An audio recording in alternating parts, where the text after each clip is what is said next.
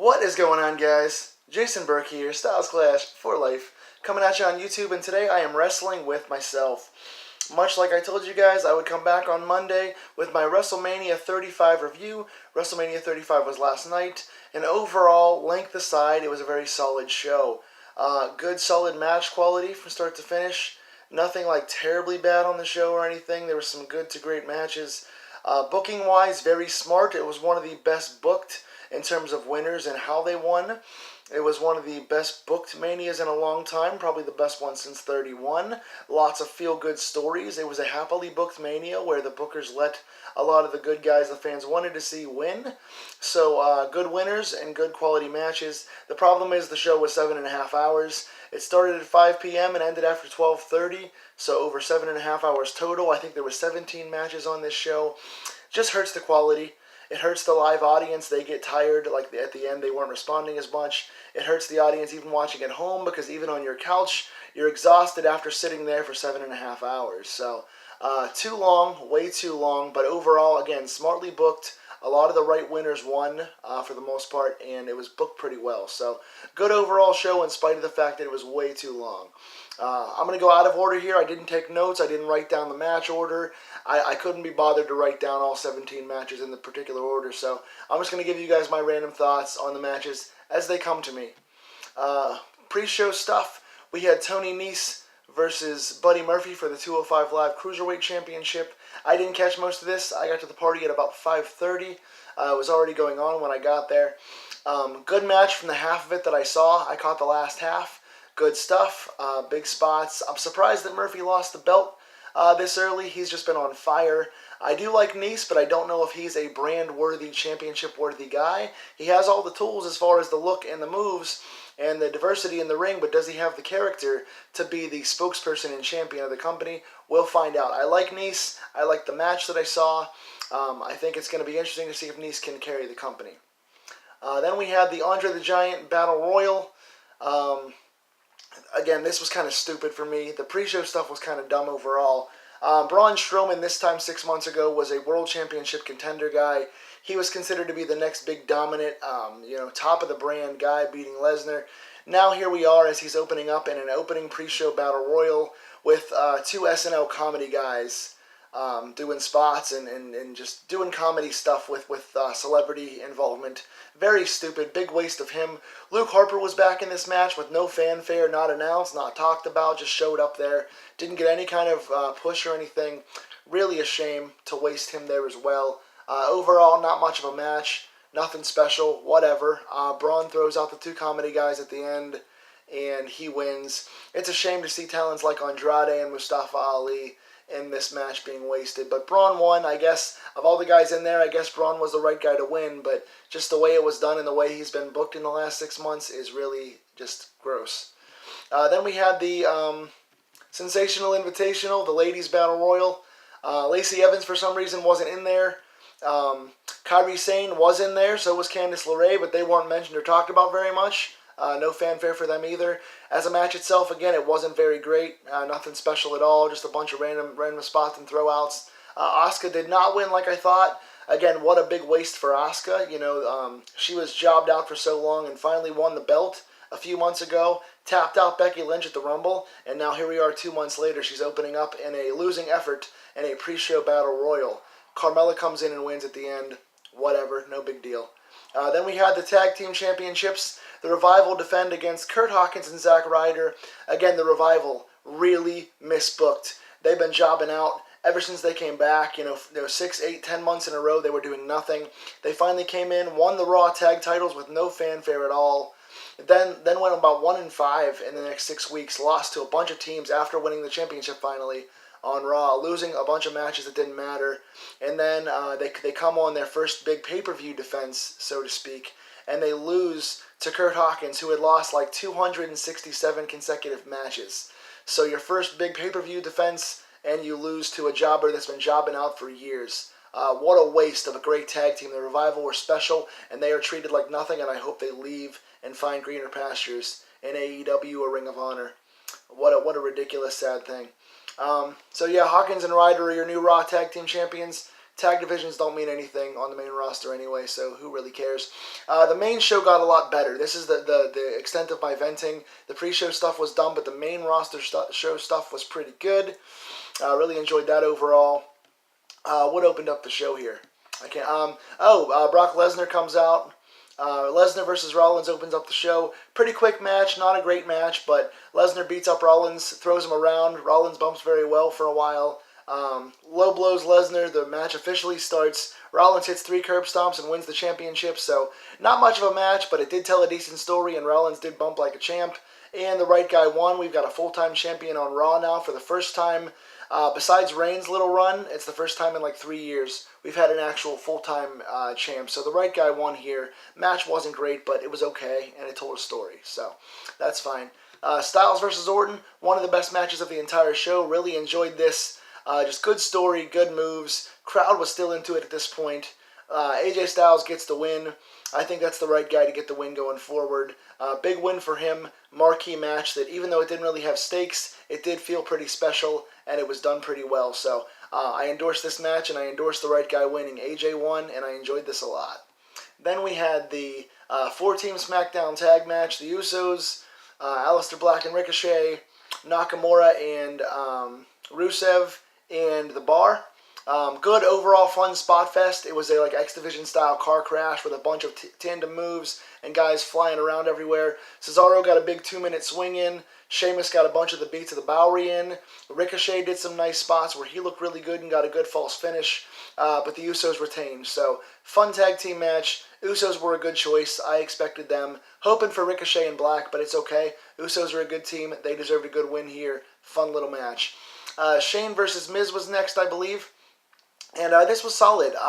Not the blow-away match I'd hoped for. The build was pretty good for this. But really solid overall. Good hardcore match. They brought around the announce tables, knocked a bunch of things over. They got Miz's dad involved, got the crowd involved. They brought around a bit. It was a nice use of their surroundings. It was a good story being told with Miz being the face and Shane being the cocky heel. Both guys playing their roles pretty well. Miz's dad played his role as well.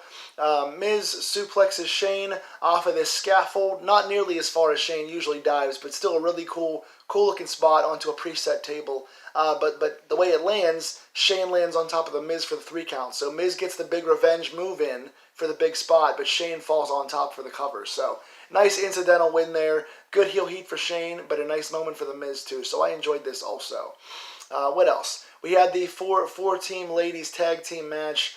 Boston Hug Connection, Tamina and Nia, Iconics and Natalya and Beth Phoenix. This was fine. I wasn't really into this. Didn't care for the build, didn't care for a lot of the teams, just didn't care for the match. It was fine. It was okay, but didn't strike me as anything special. Surprisingly enough, the Iconics get the win, stealing the pin at the end there. So Sasha and Bayley finally win these belts after doing nothing for a long time, and then they have, I think, 1 defense with the belts, and then two months after winning, they lose the belts already to the Iconics, so it feels like they're being a little wasted, but I do like the Iconics as characters. I think they've been underutilized since their call-up, and so this will be a nice chance to get the Iconics on both brands and hopefully establish these women's titles so they actually mean something in the future. So, not a great match. It was just there. It was kind of okay, but solid finish with a surprise finish to me. What else was on this show? So many things. Samoa Joe versus Rey Mysterio, quick squash. Rey has been pretty injured, so Joe just came out there, got a 619, countered Rey with a choke and won in about like a minute or so. Rey had cool attire on, but Joe gets the dominant win. I would have liked to have seen a nice competitive match here, but with how long the show ran and the fact that Rey was coming in very injured, I think this was the best use of their time. Joe gets a dominant title retention at WrestleMania, so the right guy gets a big win here. I like that. What else did we have? We had the Intercontinental Championship match, Finn Balor versus Bobby Lashley. Again, this was good for what it was. A quick barrage of moves. Lashley gets some power spots, a big spear to the outside. Balor gets a nice power bomb on Lashley, showing off his power. He gets a nice entrance with the demon paint. He gets the coup de grace, and he wins the IC belt. So I wasn't a big fan of the build to this or the reason why it was happening, but at least we get a fairly quick match. It was pretty impactful. It was solid back and forth, and the right guy wins the IC belt. So now hopefully give Finn Balor a good 6-month reign with this title to stabilize the IC belt. It's bounced around way too much. We need a champion the fans like, and that's Balor. to establish this belt and keep it for a long time and have good long defenses of this belt, so the belt seems to mean more. So this was the right decision and the right length, and I hope that Balor keeps it for a while. Then we had Triple H versus Batista. I didn't like this match. I wasn't really into the build. I'm not really a big fan of either guy, so I kind of came in a little negative. And this match happened around like 10 o'clock, 10:30. We were already about 6 hours, 6.5 hours into the show. So it went on way too long. Long entrances, long match. Not a whole lot happened for the most part. A couple of spots where Triple H pulled things out of Batista's face. That was brutal. Powerbomb on the steps by Triple H. That was brutal. Batista also pulled a Kryptonite Crunch out. He actually did the Air Raid Crash move. That was kind of cool. Overall, pretty forgettable match, but they told a good story and did some hardcore stuff, so I wasn't really a big fan of it. I think it went on too long and it drug a lot. But overall, Triple H gets the win. Batista officially retires. And, Triple H wasn't going to retire yet, and Batista wanted to leave. So this was a good way to send him out. Speaking of sending out, we had Kurt Angle in his final match against Baron Corbin. It actually happened that way. I thought somebody else would come out, but Corbin and Angle did fight. It was a short match. It wasn't very good of a match. Angle's body is just beaten to crap, and Baron Corbin is really hit or miss in the ring, so this one didn't click that well. But Baron Corbin gets the win. Kurt Angle misses a moonsault. Crazy Kurt Angle going for a moonsault with his body in the shape that it's in. Kurt Angle's a maniac. I love that guy so much. But misses the moonsault, gets hit with Corbin's finish, and loses clean. And goes out saying thank you and wanted the fans to chant "You suck" at him. So Kurt Angle gets his big farewell, goes out on his back, and does the job to a younger guy. So I guess that's the right move, and I'm sure Kurt wanted to do it. I just wish there was a bit better match and a bigger opponent for Kurt Angle to go out on his final terms. There were so many guys they could have chosen. People like, Ali or Andrade or even, Kevin Owens, who wasn't on this show or something like that. Sami Zayn or whatever they wanted to do. But a shame it kind of went to Corbin after all this. But, this was kind of a miss. But congratulations, Kurt Angle. Thank you for your career. Also, what else happened? Elias came out and did a fun singing segment where he got some good crowd reaction. John Cena came out as the Doctor of Thugonomics and had a good old school rap and hit him with the FU and not the AA.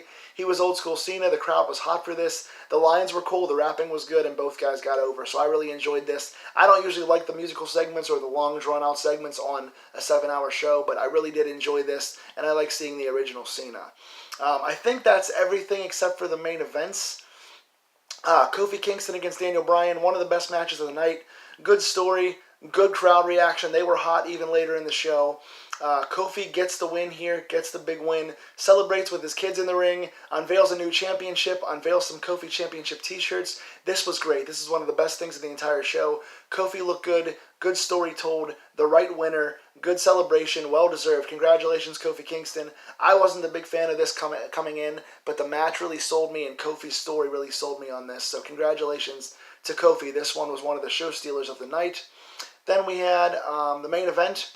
I believe I'm getting everything in there. I could be missing something, I don't know. Main event, Becky Lynch versus Charlotte Flair versus Ronda Rousey. Ronda came out to Joan Jett live. Charlotte came out of an actual jet. She got a jet entrance and came down, much like an old school Ric Flair entrance. Really good physical match. All three of these ladies were just throwing suplexes around and C4s and just hitting each other hard and doing some really nice combination stuff. I really enjoyed the intensity. It was a good length. It managed to keep the crowd involved, even though at this point it was like 12:15, 12:30 at night. Crowd was into it. Again, it was pretty smooth overall. The finish was a little botched. Becky went for a crucifix on Ronda Rousey. Ronda's shoulders were clearly up. The referee counted 3 anyway. So Becky Lynch wins both women's championships. But they're saying now it was a botched finish, that Becky wasn't supposed to win that way. She was supposed to tap Charlotte out. So they kind of messed it up. Kind of anticlimactic, kind of bad finish. They made a mistake there. But overall, the right person won. Becky sends the fans home happy in a very good match. Good main event to end a pretty solid show. Again, good in-ring and good choices of winners. Good overall booking. Pretty good finishes across the board for the most part. Just too long of a show. So what did you guys think about the length, the matches? What are your favorite matches? Tell me in the comments down below. And I will see you guys really soon with more wrestling coverage on Wrestling with Myself.